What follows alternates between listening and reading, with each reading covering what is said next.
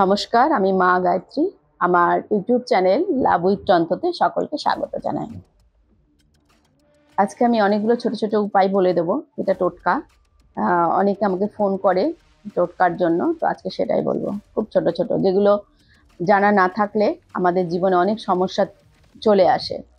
আমরা হয়তো চলতে ফিরতিতে অনেক কিছু ভুল করে ফেলি, আবার অনেক কিছু ঠিকঠাকও করে ফেলি, তাই না? সেটা অজান্তেই করে ফেলি। তো জ্ঞান থাকলে, যেটা আমার নলেজ আছে, সেটা আমি পারফেক্টভাবে ঠিকঠাকভাবে করতে পারবো। আধা জ্ঞানে কোনো কিছু করলে কিন্তু ফল পাওয়া যায় না, উল্টে বিফলই পাওয়া যায়। তো ঝাড়ু তো আপনার ঘরে নিশ্চয়ই আছে, প্রত্যেকের ঘরে থাকে ঝাড়ু। ঝাড়ুর কিন্তু বিশেষ উপায় আছে এবং ঝাড়ুকে বিশেষভাবে কিন্তু রাখতে হয়। ঝাড়ু হচ্ছে মা লক্ষ্মীর প্রতীক। ঝাড়ুকে আমরা ভুলভাল দিকে ভুলভাল জায়গায় রেখে দিই, ফলে আমাদের অনেক নেগেটিভিটি আসে এবং আমাদের অনেক সমস্যা ফেস করতে হয়। আমরা জানি না যে এটাকে কোথায় রাখবো, কিভাবে রাখবো, এর কাজ কি, শুধু ঝাড় দেয়া এটুকু জানি। আমি আজকে বলে দিচ্ছি, যারা যারা আমার ইউটিউব চ্যানেল দেখছেন তারা তারা কিন্তু এগুলো মেনে চলবেন, দেখবেন আপনাদের ভালো হবে। আমি তো আপনাদের জন্যই বলছি, তাহলে আপনারা এগুলো মেনে চলবেন আপনাদের ভালো থাকার জন্য। তো ঝাড়ু হচ্ছে মা লক্ষ্মীর প্রতীক। ঝাড়ুকে কিভাবে রাখবেন বলে দিই আগে। সন্ধ্যাবেলা কিন্তু কোনো মতেই ঘর ঝাড়ু দেবেন না, তাহলে কিন্তু আপনার ঘরে অলক্ষ্মী আসতে 1 মিনিটও দেরি হবে না। সন্ধ্যাবেলা যদি বা খুব প্রয়োজন হয়, তাহলে ঝাড় হতেই পারে লাইফে কিছু, তো তখন ঝাড় দিয়ে সেই বস্তুগুলো আপনি ঘরেতেই রেখে দেবেন। সেই নোংরাগুলো যদি আপনি বাইরে ফেলে দেন বা ডাস্টবিনে ফেলে দেন, তাহলে কিন্তু তার সাথে সাথে আপনার ঘরের লক্ষ্মীও কিন্তু আপনি ফেলে দিলেন। তো সন্ধ্যাবেলায় ঝাড়ু একদম দেবেন না এবং নোংরা বাইরে ফেলবেন না। ঝাড়ু কোন দিকে রাখবেন, কিভাবে রাখবেন, এটাও অনেকে জানে না। ঝাড়ু হচ্ছে মা লক্ষ্মী।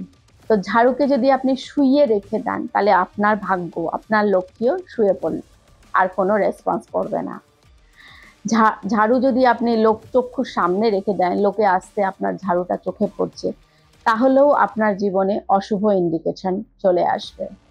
ঝাড়ুকে সবসময় আড়ালে রাখতে হবে, গোপনে রাখতে হবে। এবার কোন দিকে রাখতে হবে সেটাও জানা দরকার। ঝাড়ু রাখার একমাত্র কোণা হচ্ছে আপনার উত্তর পশ্চিম কোণা। এইটা রাখার হচ্ছে ঝাড়ুর সঠিক কোণা। আপনি যদি সত্যি লক্ষ্মীকে অ্যাট্রাক্ট করতে চান আপনার গৃহে, এবং লক্ষ্মী ভীষণ চঞ্চলা, একটু এদিক ওদিক হলেই সে পালাবে, তাহলে তাকে খুব যত্ন সহকারে ভক্তি, শ্রদ্ধা এবং শুদ্ধতার সাথে রাখতে হবে। ঝাড়ু অনেকে ভুলভাল দুমদাম বাড়িয়ে ফেলে, পা দিয়ে মারিয়ে ফেলে, তো এটা কিন্তু করা যাবে না। ঝাড়ু মা লক্ষ্মীর প্রতীক। তো ঝাড়ু মাঝে মাঝে কিন্তু ধুয়ে পরিষ্কার করে শুকিয়ে রাখবেন।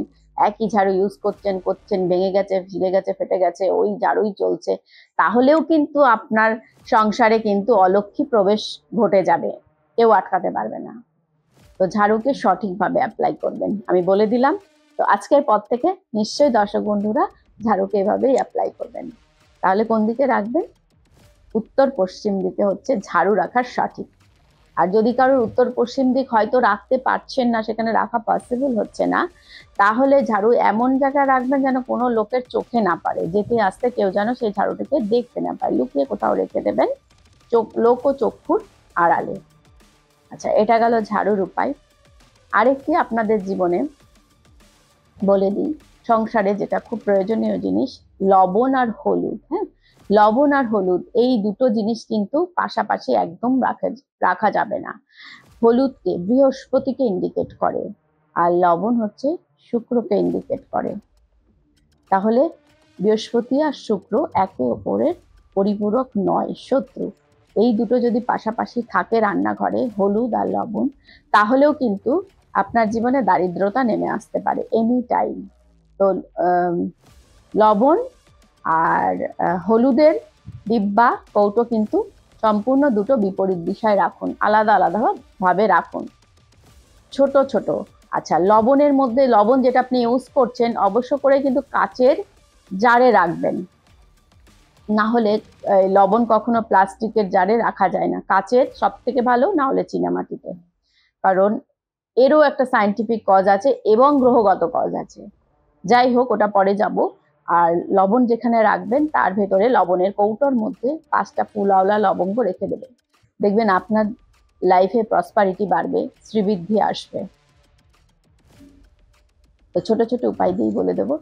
আর যারা সমস্যার মধ্যে খুব ফেঁসে আছেন, সর্বকাজেই বাধা হয়ে যাচ্ছে, সন্তান অবাধ্য, লেখাপড়া করছে না, বা কেউ হয়তো খুব ভালো লেখাপড়া পড়াশোনা করছে কিন্তু তার আশা অনুযায়ী রেজাল্টটা পাচ্ছে না, তাহলেও তার জন্মছকে হয়তো কোনো রকম গ্রহগত প্রবলেম থাকতে পারে।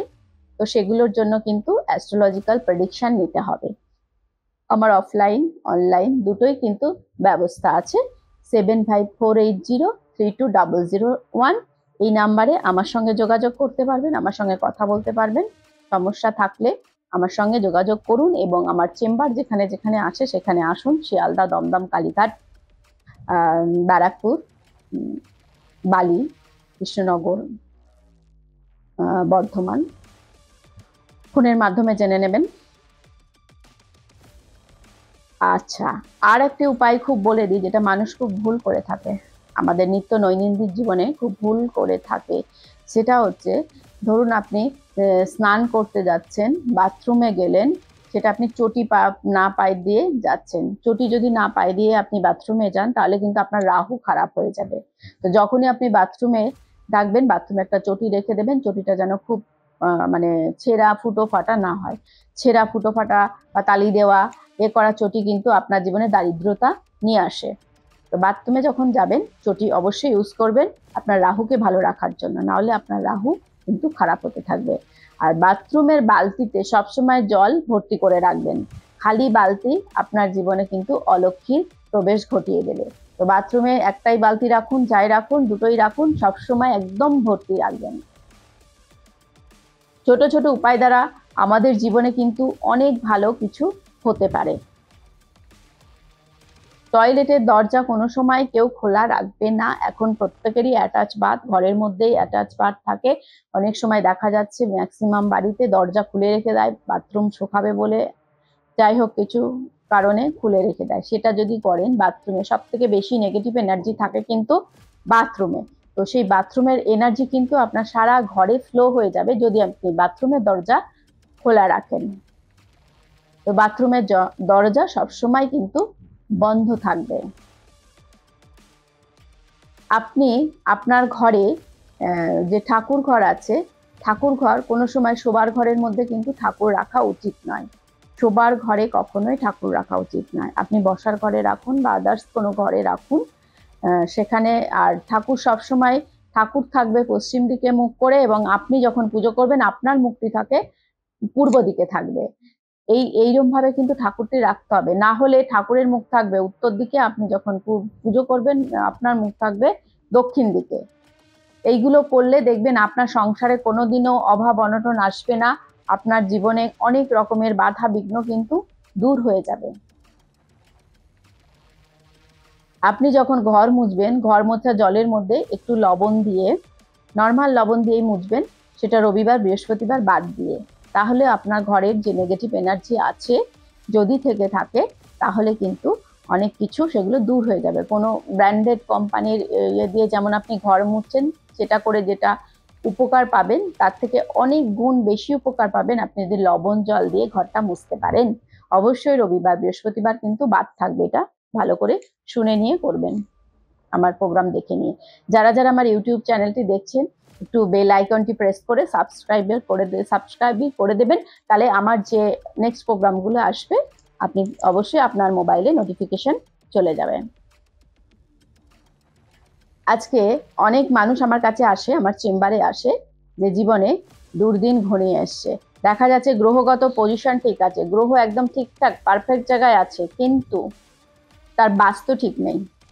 তো বাস্তু থেকে প্রচুর নেগেটিভিটি আমাদের লাইফে আসে, এবং বাস্তু আমাদেরকে যেমন রাজা বানাতে পারে, ভিখারিও বানাতে পারে।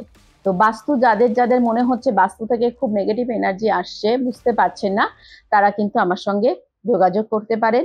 এটা কিন্তু খুব ভালো একটা জিনিস, যারা বাস্তু সম্পর্কে খুব অ্যালার্ট থাকেন।